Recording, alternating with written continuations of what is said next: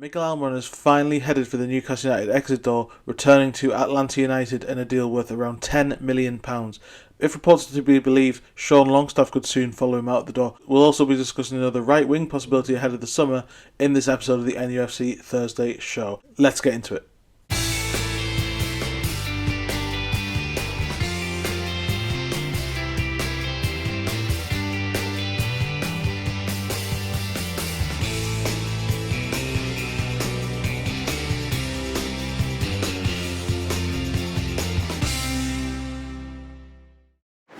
Hello and welcome back to my YouTube channel. Welcome back to another episode of the NUFC Thursday Show. Lots to talk about today, mainly outgoings, mainly about one player in particular who's given a lot to Newcastle United over the last 6 years, but is all but confirmed out of the door, returning to Atlanta United. That is Miguel Almiron.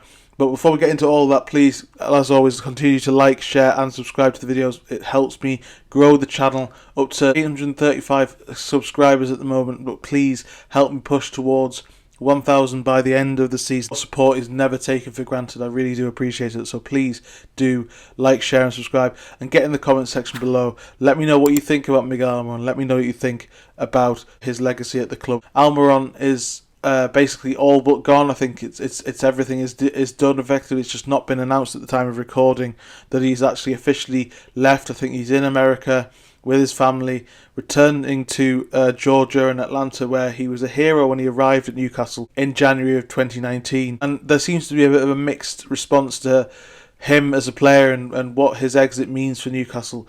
But for me, he's a player that it's the right time. It's been the right time for a couple of years, really. If I think Newcastle have made a mistake, to be honest, not selling him, looking back, and this is with the benefit of hindsight, but at the end of that season when they finished in the Champions League, when his value was so high, scored 11 goals, a real purple patch, helped Newcastle into the Champions League, that was when his value was at the highest, and I think at that point was the time to sell him. But they didn't do that, and they tried to sell him the following January. He refused to go to Saudi Arabia, and he's not been used this season, so his time has sort of petered out a little bit in Newcastle. But he's extremely popular within the club, with Eddie Howe, with the players, with the fans as well, the majority anyway. There's some people on social media who don't respect what he's done and say he's among the worst players that they've ever seen for Newcastle. It's an opinion I can't really buy into, because I've seen a lot of players who maybe have a lot more ability than Almiron perhaps on face value, but they didn't give nearly as much effort to the cause. And I've also seen a lot worse players play for Newcastle as well in terms of their ability. Almiron, maybe his end product and his stats don't reflect too well on him beyond that purple patch, and I do understand there maybe is a little bit of criticism there, but he gave his all for the club. He was always there when he was needed, and fully deserves to be sent off in the way he was at Southampton, in the way he was by that way end, and that was really what he deserved. So many key moments in his career. I mean, the purple patch with so many great goals. It wasn't just the fact he scored so many goals, 11 that season. Most of them were from outside the box, and most of them were brilliant pieces of quality that shows that he definitely did have that ability. He transformed the team when he first arrived under Rafa Benitez, and there's a lot of context I think that needs to be remembered about his time at Newcastle. One is that he played a lot of his career under Steve Bruce, who didn't know how to use him, but when he arrived, he didn't score or assist in that first 6 months, but he really made such a difference with his performances, with his running, gave the whole club a lift.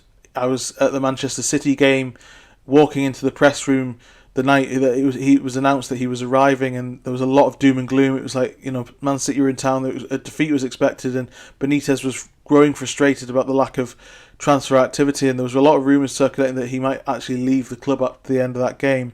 And then it was announced that he was arriving, and they won the game, and then 3 days later we're doing his press conference at St James's Park, and there was a real buzz about it, that Huddersfield game. He sort of dipped under Steve Bruce a little bit, because I don't think Bruce really knew how to use him properly, and then he came back really strongly under Eddie Howe, obviously, and played his part in this great current era of the team and how well they're doing now. So I think overall Miguel Almiron deserves a lot of credit for always being available, always giving his all, always having a smile on his face, always being so so happy with life at Newcastle, never complained, never made a problem of anything. And I think those are the sorts of players that are often the backbone of a successful team in a way. And I think perhaps his legacy has been tarnished for some people because they've seen a team with a group of players like Tonali and Bruno and Isak who have more quality than him but have the same attitude as him. So maybe that deficiency has become more obvious over recent years.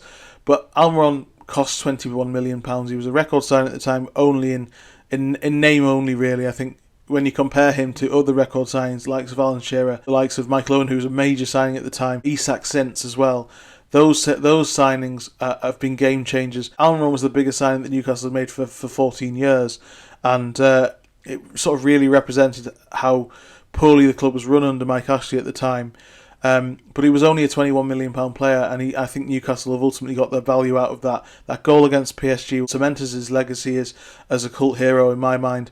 And I'm very, very pleased to see that he got that good reception. And yes, it's a slight risk to sell him at this point when no replacement is likely, but the deal is on the table, and I think it's owed to him to go where he wants to go. He didn't want to go to Saudi Arabia, and to go back to Georgia and live like a king again, because he's very much worshipped over there.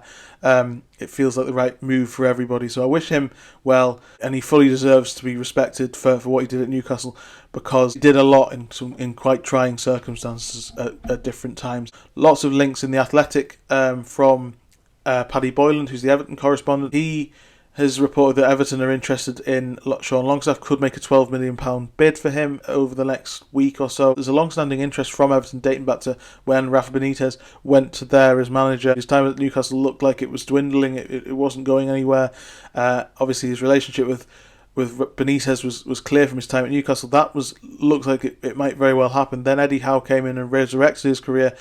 Longstaff is similar again to Almiron, has got his dissenters, but I think he does a really good job when he's called upon. I think he does his job and plays within himself really well. You get everything out of him that he can give, and I think that is something that shouldn't always be respected. But in an age of PSR, and the fact that he's so clearly now sort of fourth or fifth in the pecking order of midfielders for Newcastle, possibly even Lewis Miley is overtaking him now, it feels like this is a deal that if Everton come to the table with a possible bid of around £12 to £15 million, it might well work because of your profit, because of PSR.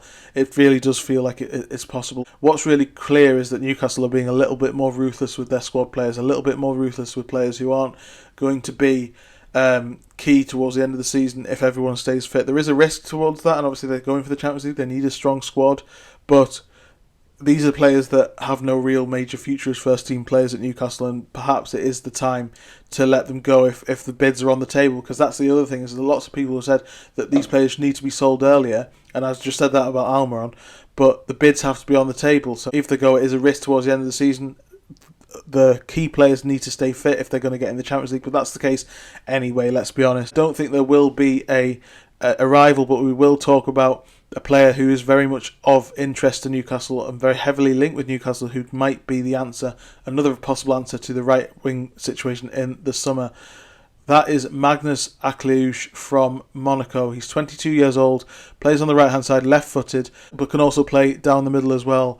Feels like a type of player who as I said about Takefusa Kubo, does kind of feel like he fits the bill of what Newcastle are looking for, because they need a problem solver when they need to change the formation. They can't play 4-2-3-1. There's no player who can play number 10 who could pick the ball up and create and thread a pass high up the pitch. Bruno's done that a little bit, but he's not a number 10. He's a number 8. There needs to be a possibility of changing the system to fit in a number 10 if need be. And Akliouche really does sort of fit that bill. He's very quick, very dynamic on the wings.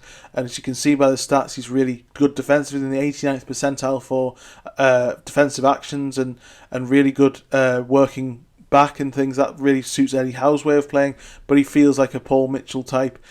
Coming from the continent, he's impressed in the Champions League this season. Statistically, not particularly good. I think he's only had 7 or 8 goal contributions in Ligue 1 this season between goals and assists, but is a player who can grow into something. He reminds me a lot of Anthony Gordon, actually, in terms of the way he plays, the energy he brings, the work rate, but also the fact that he's very raw, might cost a lot of money, and there are probably statistically better other options out there. I think I've made my case for Kubo in the past, and Bumo everyone will be talking about as well.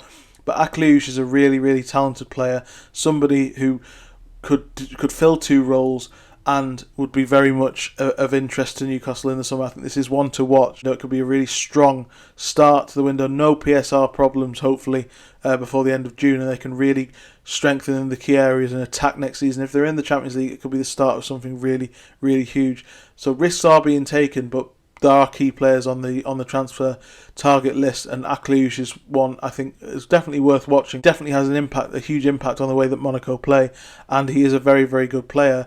But statistically and in every other sense, he is quite raw as well. So we'll see how that develops, but certainly an interesting one. Thanks so much for joining me again on the NUFC Thursday Show. Like, share, and subscribe. I'll be back on Monday to react to the Fulham game. Thanks so much for joining me, and I'll see you next time. Cheers.